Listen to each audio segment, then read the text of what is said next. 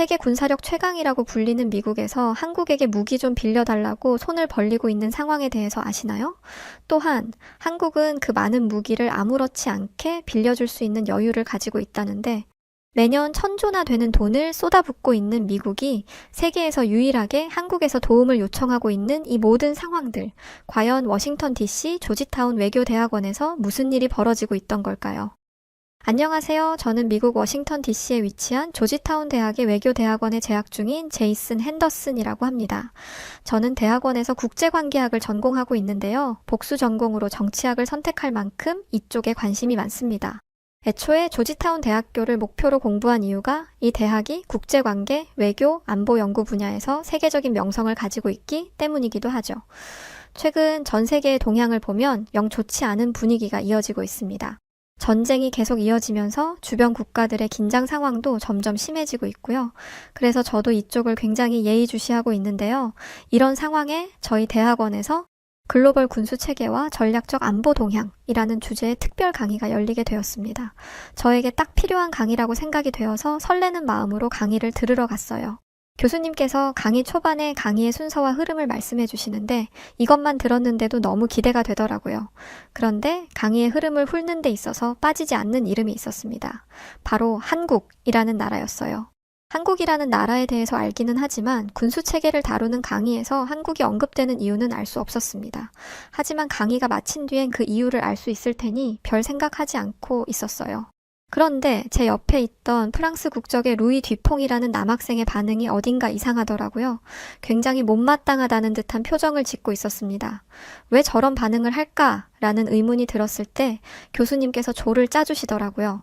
각 조별로 자기소개와 강의를 들으러 온 이유에 대해 나눠보라고 하셨죠. 다양한 전공을 가진 학생들이 모인 만큼 다른 사람의 생각을 듣고 사고의 시각을 넓혀보라는 좋은 의도에서였죠. 저는 뭔가 건설적인 의견을 나눌 줄 알았지만 현실은 제 생각과 조금 달랐어요. 그건 루이의 의견을 듣고 난 이후에 든 생각입니다. 솔직히 저는 참신하고 새로운 지식을 얻을 수 있을 거라는 생각에 들뜬 상태였어요. 그런데 교수님의 이야기를 듣고 나니 모든 기대가 사라지네요. 글로벌 군수 체계에 대한 내용을 강의하는데 왜 아시아의 변방 국가 한국이 나오는 거죠? 미국이야 국방력으로는 말할 게 없으니까 그렇다 쳐도 한국은 좀 아니지 않나요? 저는 당연히 프랑스나 독일 아니면 나토나 EU에 대한 강의를 하실 줄 알았는데 말이죠. 강의를 듣기 전이었다 보니 루이의 의견이 아주 이해가 안 되는 건 아니었어요.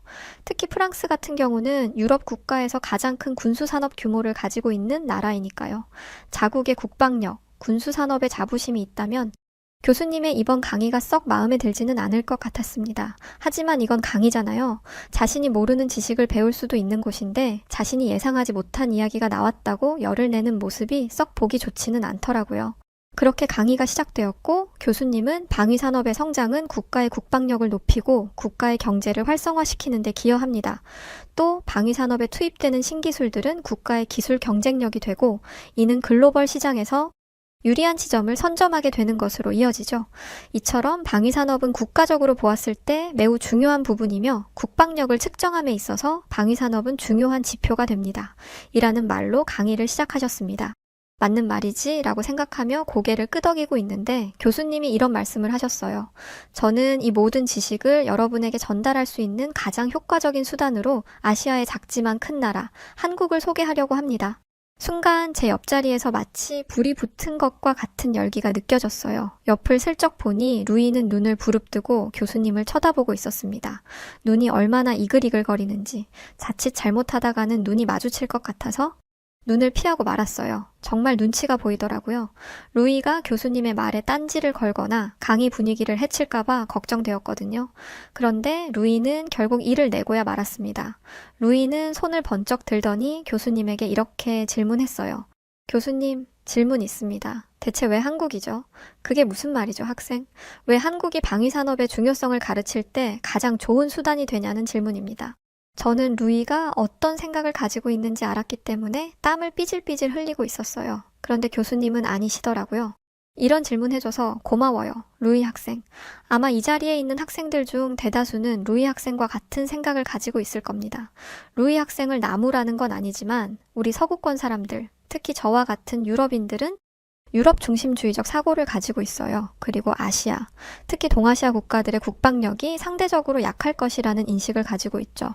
하지만 우리는 이런 사고방식을 철저히 깰 필요가 있습니다.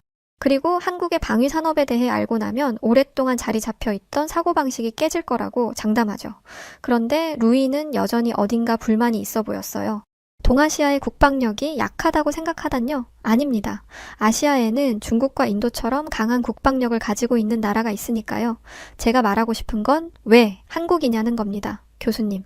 다소 날카로운 질문이었습니다. 저도 느꼈는데 당연히 교수님도 느끼셨겠죠? 교수님도 이제 그걸 느끼셨는지 아주 차가운 목소리로 루이에게 말씀하셨어요. 아직 강의가 시작되지도 않았는데 무례하군요. 루이 학생이 하고 있는 말은 지식의 부재라고밖에 느껴지지 않습니다. 한국이라는 나라를 무시하는 걸로 보아 자신이 아는 지식 내에서만 생각하고 있다는 게 극명해 보여요. 더 이상의 무례는 허락하지 않겠습니다. 한국을 비난하는 건 멈추고 이만 자리에 앉으세요. 강의가 본격적으로 시작되지도 않았는데 긴장감이 어마어마하더라고요. 그러면서도 기대됐어요. 한국이라는 나라가 대체 어느 정도이길래 이 분야 권위자인 교수님이 이 정도로 강조하시는 건지 궁금했거든요. 한국의 방위 산업은 현재 다른 국가들로부터 압박을 받고 있습니다. 그 이유가 대체 무엇일까요? 바로 다른 나라들과는 비교도 안 될 정도로 빠르고 가파른 성장세를 보이고 있기 때문입니다. 다소 과장되게 느껴질 수도 있는 교수님의 이야기는 첨부하신 자료를 보자마자 확실한 신빙성을 얻게 되었어요. 자, 우선 한국 방위산업의 특혜를 가장 많이 보고 있는 폴란드의 예를 들어보죠. 저는 자료를 보면서 정말이지 깜짝 놀랐습니다. 폴란드가 한국에서 무기를 수입해가는 규모를 보니 폴란드가 국방비의 대부분을 한국에 쏟아붓고 있는 것 같더라고요. 폴란드는 2028년부터 2034년까지 한국으로부터 무기를 수입하기로 계약을 한 상태였는데 K2 전차는 18조 원 규모였고 K9 자주포는 4조 원, FA-50 경공격기는 3조 8천억, 천무다연장 로켓은 9조 1천억에 달하는 규모였습니다. 총 합쳐서 34조 9천억이나 되는 금액이었어요. 그런데 한국에서만 무기를 수입할 리 없다고 생각했습니다. 유럽에는 프랑스와 독일 같은 나라가 있으니까요. 프랑스와 독일이 유럽 국가들의 무기를 대부분 책임지고 있다는 건 모두가 아는 사실일 겁니다. 게다가 유럽은 나토라고 해서 북미, 유럽의 30개국이 참여하는 군사동맹이 있잖아요. 특히 유럽은 EU 연합으로 더 똘똘 뭉쳐있기 때문에 같은 유럽인 프랑스, 독일에 의지하는 편입니다. 그래서 한국과 저만큼 계약을 맺었다면 프랑스, 독일이랑은 어느 정도 규모로 계약을 맺은 거야? 폴란드 국방비가 그 정도인가? 라는 생각을 했죠. 그런데 정말 놀랍게도 폴란드가 전적으로 의지한 나라는 한국이었어요. 게다가 한국이 K9 자주포를 폴란드에 보냈을 때 대통령이 마중을 나오기까지 했더라고요. 아니, 한국이 공짜로 무기를 보내준 것도 아니고 돈 주고 사온 무기가 온 것뿐인데 대통령이 친히 자리를 한 게 말이 되는 상황인가요? 국방부 장관 정도라면 이해가 되지만 대체 이게 뭐라고 대통령까지 나오나 싶었어요. 게다가 대통령의 연설을 들으니 더 말이 안 되더라고요.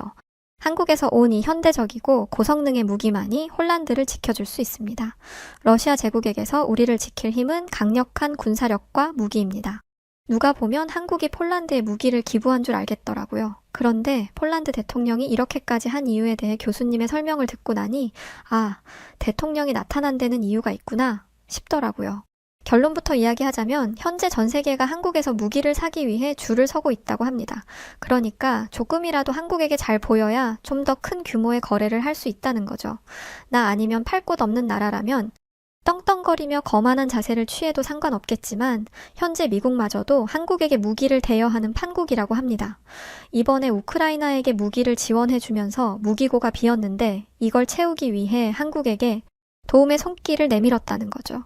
무려 50만 발이나 되는 포탄을 대여한다고 하는데 무려 미국이 아시아 변방에 있는 작은 나라인 한국에게서 무기를 빌린다는 사실이 도무지 믿기지 않았습니다.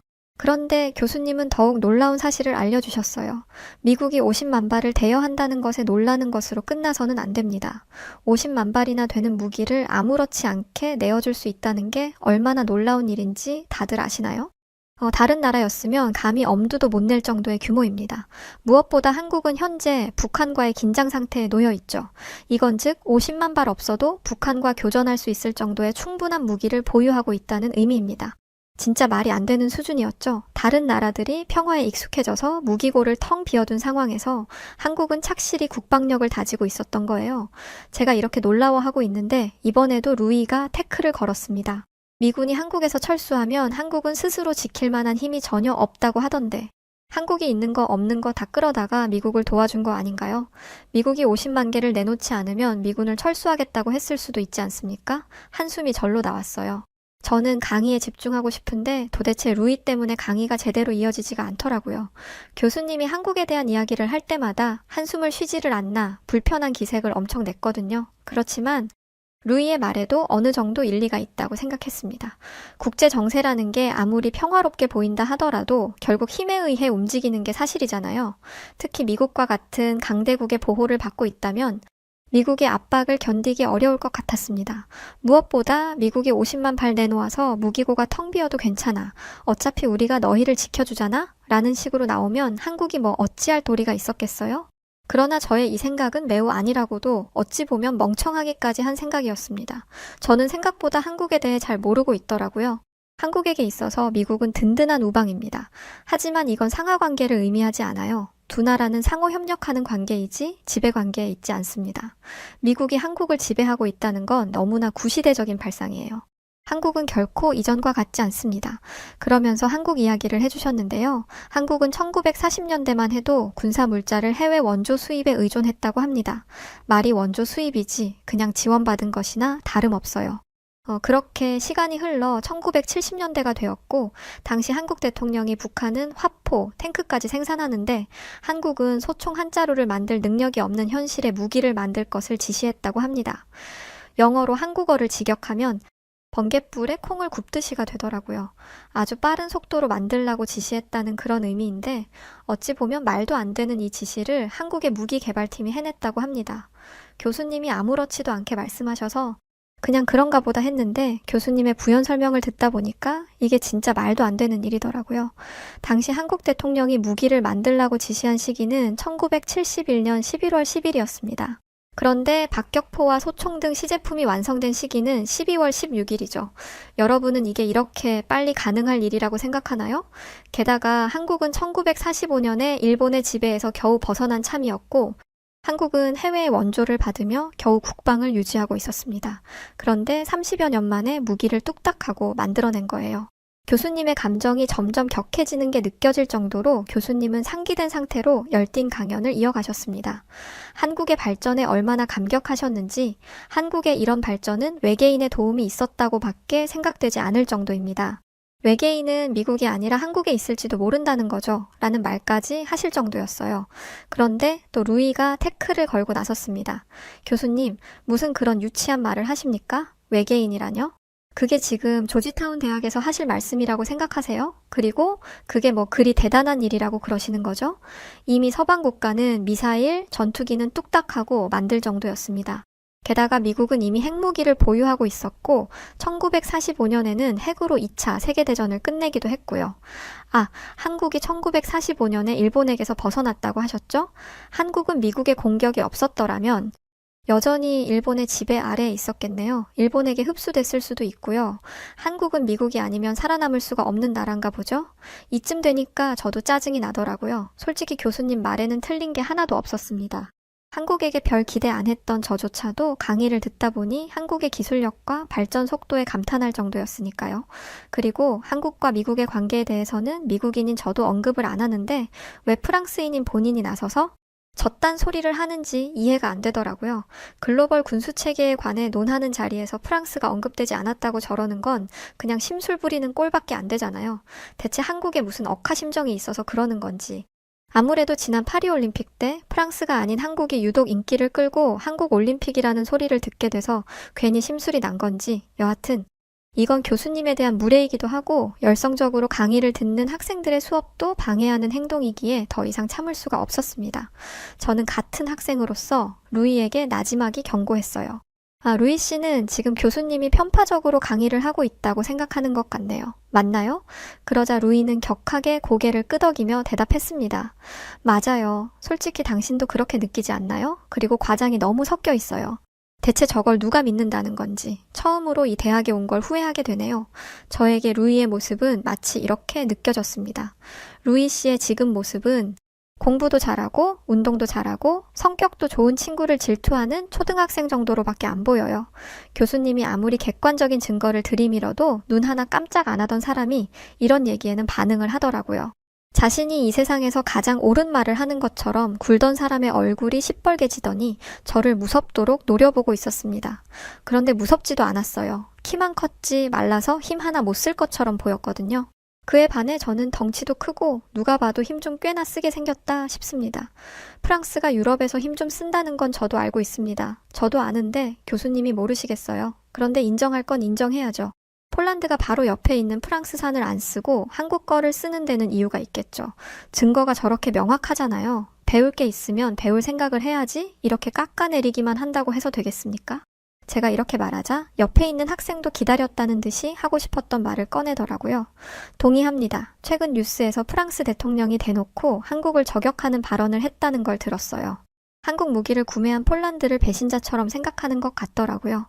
그러면서 유럽 국가들은 유럽의 무기를 써야 한다고 하는데 감정에 호소하기만 할 뿐 한국 무기보다 더 나은 점을 말하지는 못했습니다. 솔직히 대통령이 나와서 할 말의 수준은 아니라고 생각했어요. 루이는 자기 나라 대통령까지 언급이 되니 어쩔 줄 몰라 하더라고요. 아마 이 학생의 말에 자신도 동의한 거겠죠? 당황해서 동공이 떨리는 게 제 눈에 보일 정도였습니다. 그리고 폴란드를 배신자 취급할 게 아니라 폴란드가 왜 한국에게 손을 뻗었는지 이유를 알려주는 교수님께 감사하세요. 무엇보다 프랑스 대통령은 자국의 국방력을 위해 한국산 무기를 직접 환영한 폴란드 대통령을 보고 배울 필요성이 있어 보이네요. 그래야 한국이 프랑스와 거래를 해주지 않겠어요?